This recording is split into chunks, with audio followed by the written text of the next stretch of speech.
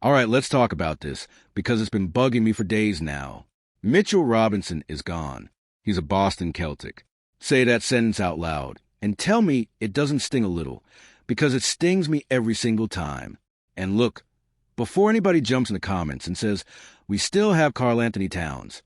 Yes, I know that obviously we still have KT. He's the engine of this offense, and nobody's arguing that. But this isn't about the starting lineup. This is about what happens the second KD sits down, or picks up his third foul in the first half, or just needs 60 seconds to breathe on the bench. Who's protecting the rim then? Because right now, on paper, the answer is Andre Drummond, and I need you to sit with that for a second. Andre Drummond is fine. I'm not here to trash the guy. He rebounds, he's a body, he's a stopgap, but he's 33 years old. His lateral quickness on the perimeter is basically gone at this point, and if this front office is serious, and I mean actually serious, about running it back and defending that title, they cannot walk into the playoffs with Drummond as the only insurance policy behind Towns. That's not contender behavior. That's hope and pray behavior. So here's what I want to do today. Forget the obvious names everybody's throwing around, the Moussa Diabates, the Khalil Wares, the Dylan Cardwells, even Jericho Sims, who obviously knows this building. I want to talk about three centers that would actually move the needle for this roster. Three guys who fit the cap sheet, fit the timeline, and honestly, fit better than half the names getting mentioned on the radio shows right now. And I promise you, by the end of this video, at least one of these names is going to make you sit up. So stick around for that one, because I saved the best for last on purpose. Quick thing before we get into it. If you're new here, hit that subscribe button, because we're covering every single angle of this roster all season long. No fluff, no filler. And seriously, drop a like on this video right now if you're as nervous about this front court depth as I am. It genuinely helps this channel more than you'd think. Okay, target number one. This is a cheap, easy, why not right now option. His name is Micah Potter, and he's sitting on the Portland roster after they scooped him up off waivers from Indiana this summer. Here's why I like this one. Potter's making just under $3 million, which is basically nothing in today's NBA. He shot over 42% from three last season on a real amount of volume, close to 7 attempts every 36 minutes. For a big man, that's a legitimate stretch shooter.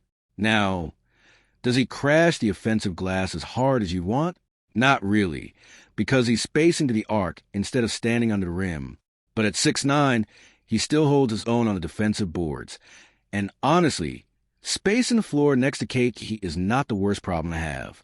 And here's the part that makes this realistic instead of fantasy. Portland is absolutely loaded at center. They've got Donovan Clingan, Robert Williams III, Young Hansen. It's a logjam. Somebody's getting squeezed out of that rotation. And when that happens, I don't think it costs the Knicks anything more than a second-round pick. This is the low-risk move. This is the why have we already done this move? All right, target number two. And this one got a little extra juice to it because of who it involves. Luka Garza, currently a Boston Celtic. Yeah, I know. Saying trade with Boston after they just took Mitchell Robinson from us feels like it should be illegal. But hear me out, because the numbers on this guy are genuinely nasty. Garza is on a similar deal to Potter, right around that $2.8 million mark. But statistically, he's actually more productive on the glass. Across his career, he's grabbing offensive rebounds at close to a 16% rate, which puts him top 10 in the entire league among guys with real minutes over that stretch. And he's shooting it at an elite clip too, over 43% from three last year on serious volume. Do you understand how rare that combination is? Grabbing his own misses at an elite level and knocking down threes at an elite level? There have only been a couple of players in NBA history who've done both of those things in the same season at that kind of volume. Now, why would Boston even entertain this? Simple. They just brought in Robinson. They just locked up Nemi as quite a long term, and Garza's deal is expiring. If I'm Boston's front office, moving an expiring contract for a future draft capital while I'm clearly building for 2 or 3 years down the line makes total sense. It might sting moving assets to the team that just took our free agent, but I'll take that trade every single time if it fixes our biggest weakness. Comment down below if you'd actually pull the trigger on a Garza trade, even knowing it helps Boston's tax situation. I want to see where this fan base actually stands on that one. Okay, last one. This is the swing for the fences target. And this is a name I told you to stick around for. Zach Edey, Memphis Grizzlies. Now, I'll be straight with you. Nothing out there right now says Memphis is actively shopping this guy.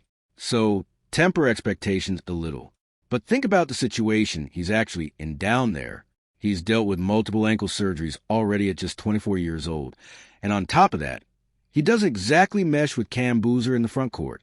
Neither one of those two guys is built to switch onto guards or defend in space. And if Memphis is thinking long-term about roster construction, Edey might not be as untouchable as people assume once we get closer to the February deadline. And if there's even a crack of a window here, the Knicks need be aggressive. Look at what this guy actually does.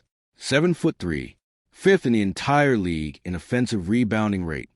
Since he entered the NBA, he can score with his back to the basket. He's stretching his range out to the three-point line now, too. He sets some of the most bruising screens in basketball, and when he's healthy, he is legitimately one of the best rim protectors in this league. Pair that with Towns' ability to still guard on the perimeter, and suddenly you've got a two-big lineup that doesn't get torched on defense. That's the dream, honestly.